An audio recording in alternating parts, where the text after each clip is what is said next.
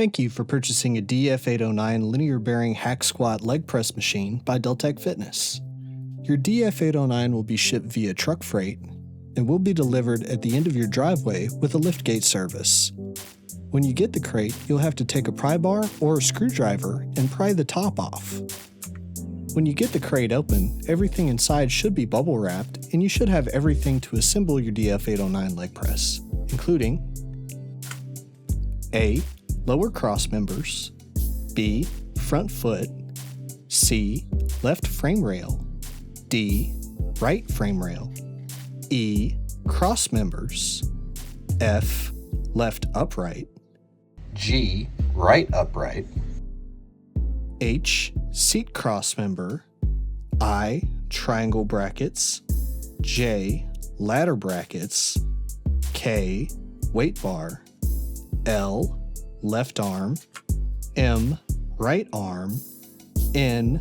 Guide bars, O. Linear bearings, P. Carriage assembly, Q. Weight support, R. Foot plate, S. Foot plate adjuster, V. Backrest mount, W. Weight storage pegs, X. Calf block, Y. Safety catches, Z. Pivot pins, AA. Backrest, BB. Shoulder pads, CC. Seat pad, EE. Square hole flange, FF. Flange, hardware packs, tools, instructions, and decals. For step 1, we're going to grab the seat cross member and the front foot, and we're going to bolt the two together using the II M12 by 100mm hex bolts. The seat cross member has an offset tube on the top. The offset tube will go outside and up. Grab your bolt, thread it through a washer, thread it through the seat cross member, then into the flange on the front foot.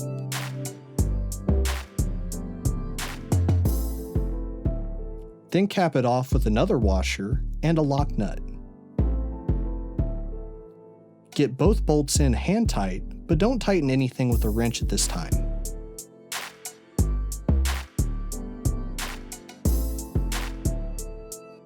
In step 2, we're going to assemble the main frame of the leg press. We're going to start by grabbing the left frame rail and the left upright.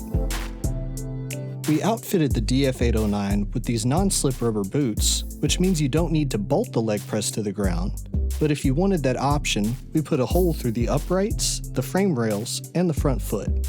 You can use a 1/2-inch concrete anchor to anchor this to your concrete floor. While one person holds up the left frame rail, the other person will position the left upright underneath the frame rail. The flange should go toward the outside, and we're going to use the small II 100mm bolt to bolt through the bottom hole of the flange. Thread the bolt through a washer, through the flange, through the upright, then cap the other side off with another washer and a lock nut hand tight.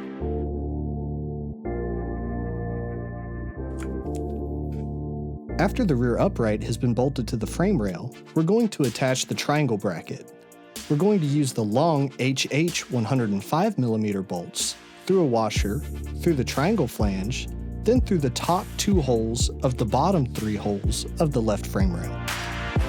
Go ahead and get the top 2 bolts in, then move the frame rail into position and slide the flange of the seat cross member over the bolts. Cap them off with a washer and a nut hand tight. Finally, we're going to install the short II 100mm bolt through the bottom with 2 washers and a lock nut.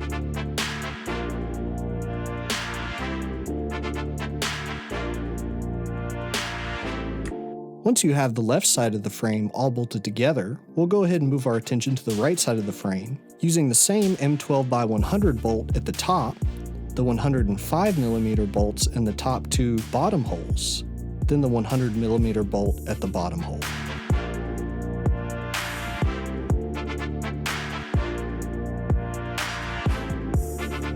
Once both sides of the frames have been bolted together, we're going to go ahead and install the cross members in step 3. Grab the top cross member and the II short 100mm bolt. Thread the bolt through the washer, through the very top hole in the left frame rail, through the flange of the cross member, then cap it off with a washer and a nut. Repeat the step for the other side, then grab the longer HH 105mm bolts, then bolt through the flange of the upright, through the frame rail, through the flange of the cross member, and cap it off with another washer and lock nut. For the bottom cross member, we're going to use the shorter II 100mm bolts, and we're going to bolt the cross member to the lower 2 holes of the rear uprights.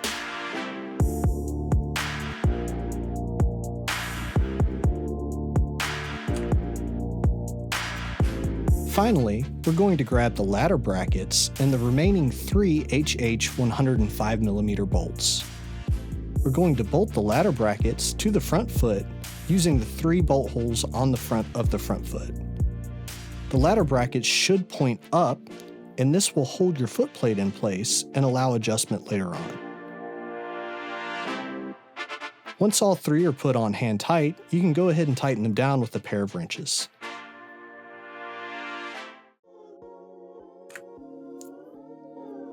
Now we're moving into step 4 and completing the frame. We're going to grab the lower cross member and the II 100mm M12 bolts. We're going to start by bolting the lower cross member into the farthest out hole of the triangle bracket. Then we're going to bolt the rear flange to the rear upright. Once the flange of the cross member has been bolted to the rear upright, go ahead and install the front bolt of the cross member on the triangle plate. Repeat these steps for the other side, then grab the small M12 by 25mm bolts. There's one small bolt that goes underneath the rear upright flange into the frame rails. You're going to have to pick up on the rear frame rail and move it around until the bolt catches, then screw it in by hand as far as it'll go. Once those bolts have been installed, go ahead and tighten them down with a pair of 19mm wrenches, then move on to the rest of the frame. While the frame can be tightened completely using a pair of wrenches, I decided to use an impact gun to save some time. If you tighten everything down with a pair of wrenches, make sure that you tighten through the nylon lock of the lock nut to where the bolt is sticking out the other side of the nut. The bolt should feel some resistance going into the lock, but the lock will hold it there and keep the frame tight over time. Now that your frame is completely tight, it's time to move into step 5, installing the guide bars. Grab the guide bars, one of the bolts, one of the washers, and one of the nuts. Install the bolt through the guide bar with no washer, then through the top corner hole of the frame rail. Put a washer on the bottom, then the lock nut hand tight. Next, we're going to grab the linear bearings. We're going to rotate the guide bar, slide the bearings on, and then rotate the guide bar back into position. Once the linear bearings have been installed onto the guide bar, we can go ahead and drop all of the bolts through the guide bars into the frame rail. I found that some of the holes on the back of the frame rail were kind of tight to the bolt, so for the last bolt, I used one of the spotter pins to hammer through the rough spot of the hole. Next, we're going to install all of the washers and nuts onto the bolts we just installed.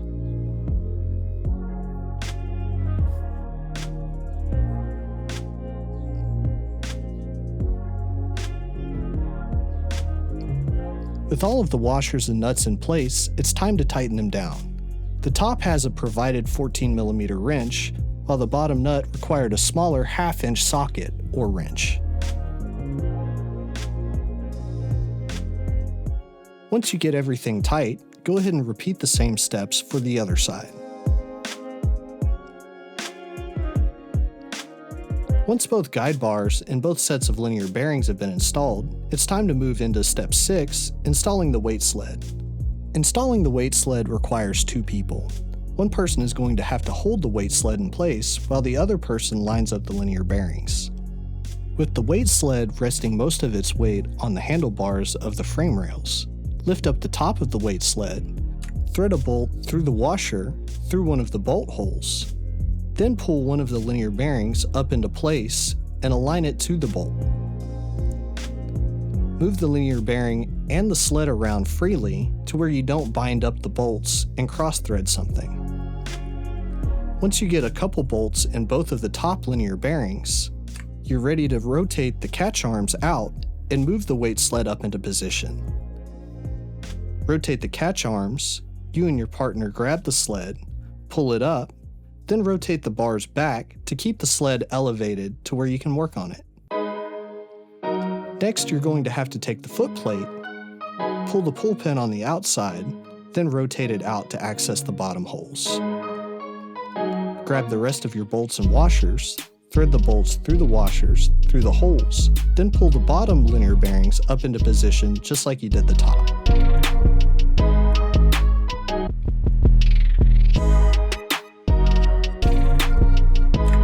Install all 16 bolts hand tight. Don't tighten anything down until all bolts have been installed. This will keep the leg press from binding later. Once all 16 bolts are in, go ahead and tighten them down with the 14mm wrench. For step 7, we're going to go ahead and install the foot plate. The first step to installing the foot plate is taking the pivot pins and sliding them into the bushings on the frame rails. Slide them through the outside bushing until they're flush with the inside bushing. That way they won't get in the way of the foot plate bushings. Next, we're going to go ahead and get our M10 by 25mm bolts and large washers ready.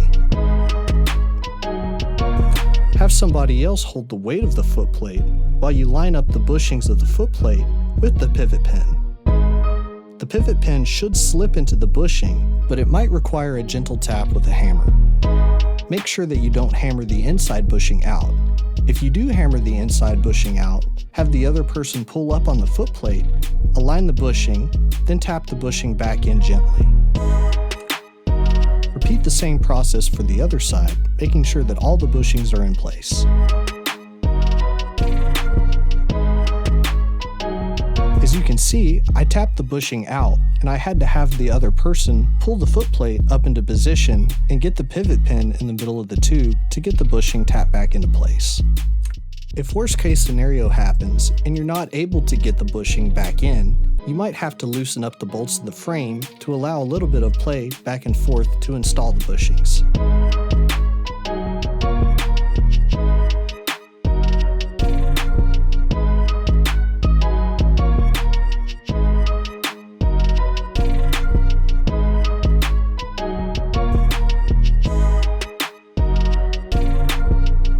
Once both pivot pins have been installed, go ahead and take the bolts and the large diameter washers and screw them into the sides of the pivot pins. Next, we're going to install the foot plate adjuster. Take the foot plate adjuster, thread it through the ladder bracket, then set it flush on both sets of ladder brackets. Pull the tape off of the bushings, then have the other person lower the foot plate until the flange lines up with the top hole of the foot plate adjuster. Install the washer and nut, then tighten everything down. When you tighten the foot plate adjuster, make sure that you tighten it to where there's no play, but not so tight to where it doesn't move freely.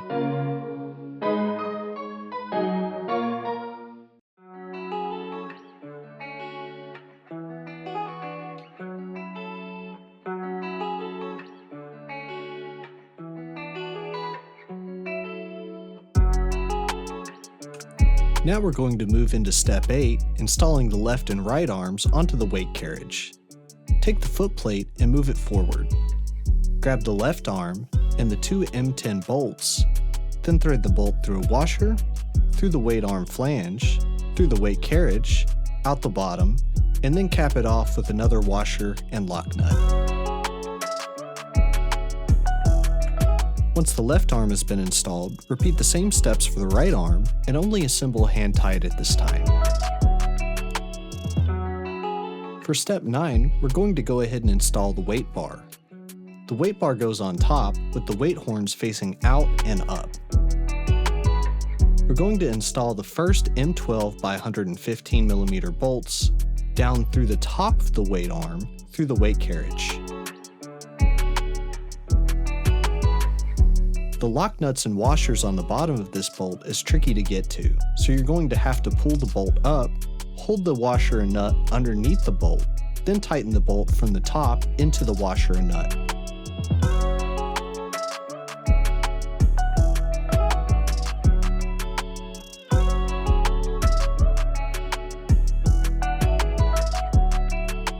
After those bolts are in, grab the other two bolts and put them through the weight bar into the left and right arms.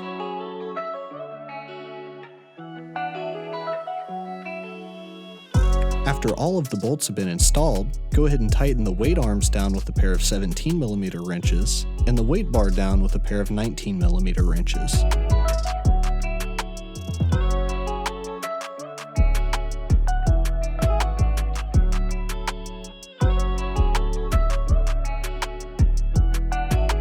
Next, in step 10, we're going to go ahead and install the weight support.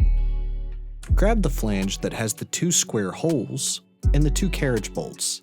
The carriage bolts have the round top and the square underneath the round top. Thread the carriage bolts through the square hole flange, through the top of the weight carriage, then grab the weight support and thread it onto the bolts underneath. Fasten it in place with some washers and lock nuts. Next, we're going to grab the flange that has the two regular round holes. We're going to thread the hex bolts through some washers, through the flange, through the weight carriage, through the weight support flange, then cap them off with washers and lock nuts. Once all four have been installed, go ahead and tighten them down with some 17mm wrenches. With the weight support installed, it's time to move on to step 11. Grab the shoulder pads and the long M10 bolts. Thread the M10 bolts through the washer, through the right arm, then line up the shoulder pad bolt hole with the bolt. Tighten it down hand tight, then get the bottom bolt installed. Once both shoulder pads have been installed with all four bolts, tighten them down with a 17mm wrench, making sure not to over tighten the bolts, spinning the inserts in the shoulder pads. In step 12, we're going to install the seat pad. The seat pad has two different length bolts. The small bolt goes through the smaller tube on the top of the lower crossmember. We're going to start by threading the small bolt through a washer, through the top tube, then we're going to lay the seat pad on the bolt hole and tighten the bolt down before getting the other two longer bolts installed in the lower two holes of the lower crossmember. Once all three bolts have been installed, tighten them down with a 17mm wrench. Now it's time to move on to step 13, assembling the backrest assembly. Lay the backrest down on its face, then put the backrest support on it, lining up the four holes. Get all the bolts started by hand, then tighten them down with the Allen wrench.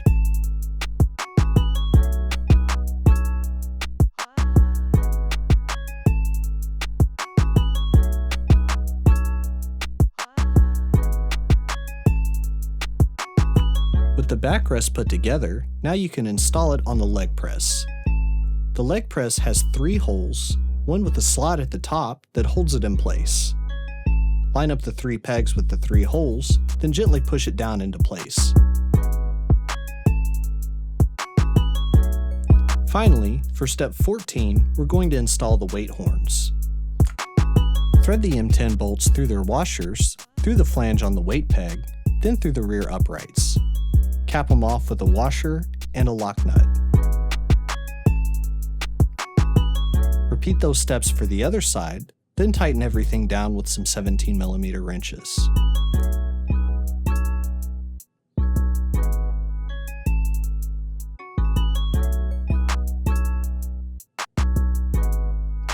Once all the bolts are tight, you can take the rubber grommets and slide them all the way back to the flange. With the weight horns installed, go ahead and install your Deltech fitness decals, model number, and warning labels. The safety catches install from the inside, pointing towards the outside. These will catch the hooks on the weight carriage and keep the carriage from crushing you if you have too much weight on the bar. It's best to start higher up, get a feel for it, then lower them over time. The calf block installs into the foot plate with a pull pin on the bottom. There's also a tighten down knob on the corner of the tube that retains it to keep it from wobbling during use. you'll have to loosen the tighten down knob to move it up and down.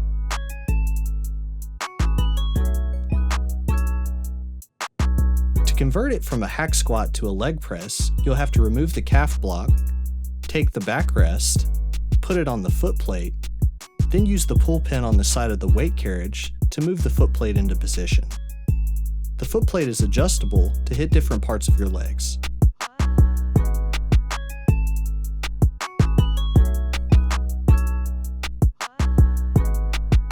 If you'd like to add bands and add resistance along with your weights, add the band pegs at the bottom, then slip a band over the band pegs up onto the weight bar.